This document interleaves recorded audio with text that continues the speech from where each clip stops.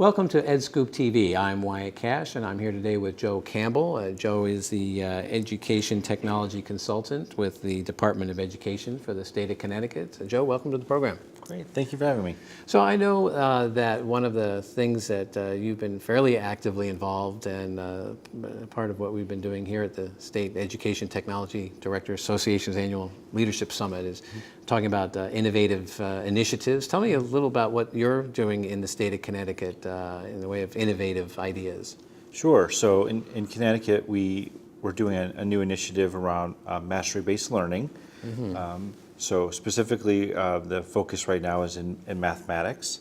And the spin really is tying educational technology into mastery-based learning. And sort of the easy part right now is because that's the content area that is most easily aligned to doing that task. Mathematics is sort of more the concrete way to do that. So students are able to learn at their own pace along any type of mathematics strands. So the skills are aligned to the content standards, national standards. So a student can learn as fast or as slow as they need. It's sort of a personalized learning environment, if you will say. In Connecticut, we have a massive amount of one-to-one initiatives that are supported throughout the district. We have great broadband initiatives that are out there. So the infrastructure is in place. It's not everywhere, but so we have a good support to roll out. So we have a lot of districts doing mastery-based learning. So it kind of challenges some educational philosophies that a student can learn at the pace that they choose to and move as fast as they would like to. So the teacher no longer does the chalk and talk instruction, that the instruction is given sort of based in centers around the room, and that it's really individualized instruction to each student, and it changes by every day, and then the student can do the remediation at home by the resources that are provided through the software. So it's a great asset that we have. Can you talk a little bit more specifically about the technology platforms or softwares that you're using that enable that? So Connecticut is one of the highest users of a Chrome platform. We're a huge Google Apps for Education state.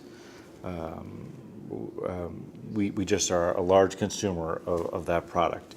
So, and the product that we're using on the math side is, it's called ALEKS, ALEKS, and that's the math program that we're using to develop this math application, if you will.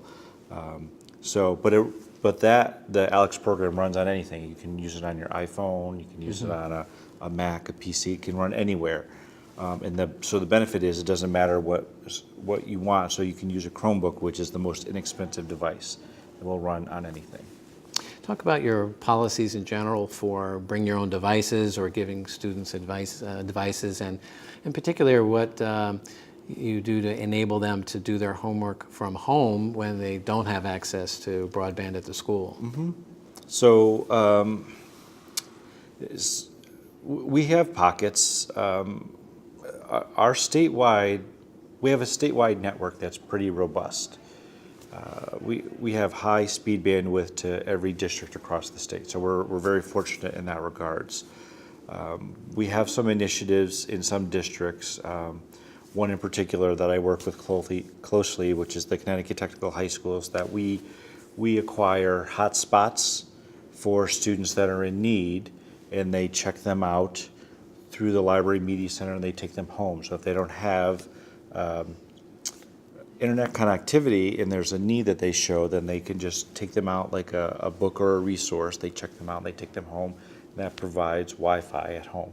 So there are things like that. Plus we work with our family engagement centers across the state, providing access to other, the McDonald's and the Starbucks, and sometimes we have districts that have the buses with the Wi-Fi enabled buses. We have a couple metropolitan areas that have Wi-Fi enabled their cities. So we have a couple cities across the state that are Wi-Fi enabled for students as well. So there's a couple really big initiatives across the state. That's exciting. And then relative to broadband and E-rate funding, how's Connecticut doing in terms of being able to take advantage of that funding, coordinate the funding, make sure you're getting the most mileage out of that funding? Sure. So we were doing pretty well. And then when E-rate 2.0 kicked off, we took a little step back, mainly because the state's network provides most of our connectivity. So what the districts were applying for, there wasn't a significant need, but now the state's network has changed. And also, what the districts were applying for is now changed significantly. So there was a little dip in what the districts were applying for because the state was providing so much.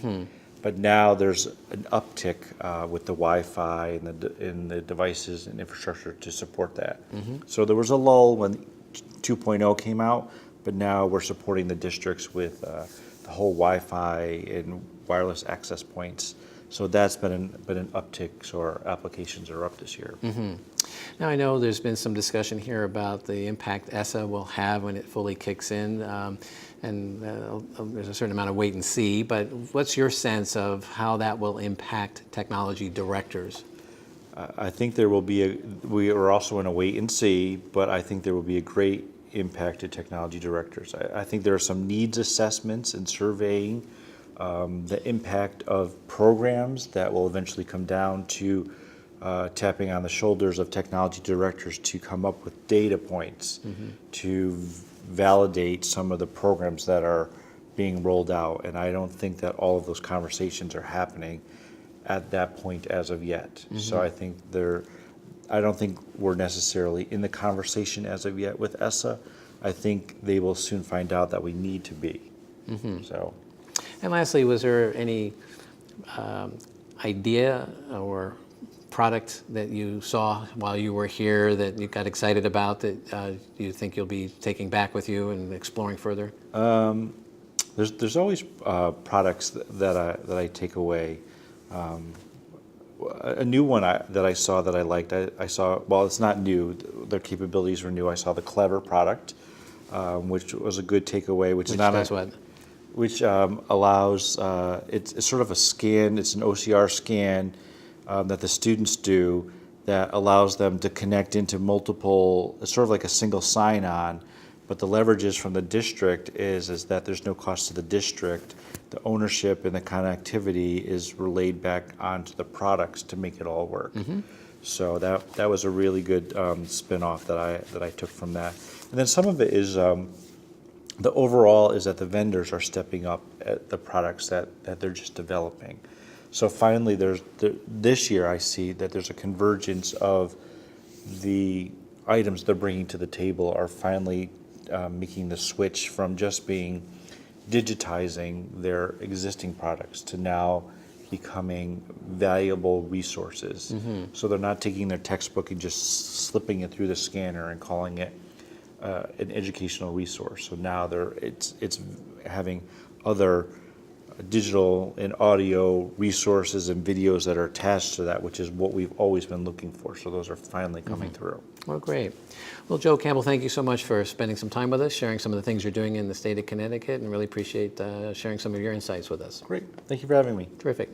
I'm Wyatt Kash with EdScoop TV. Look for more of our content on edscoop.com. Thanks for being with us.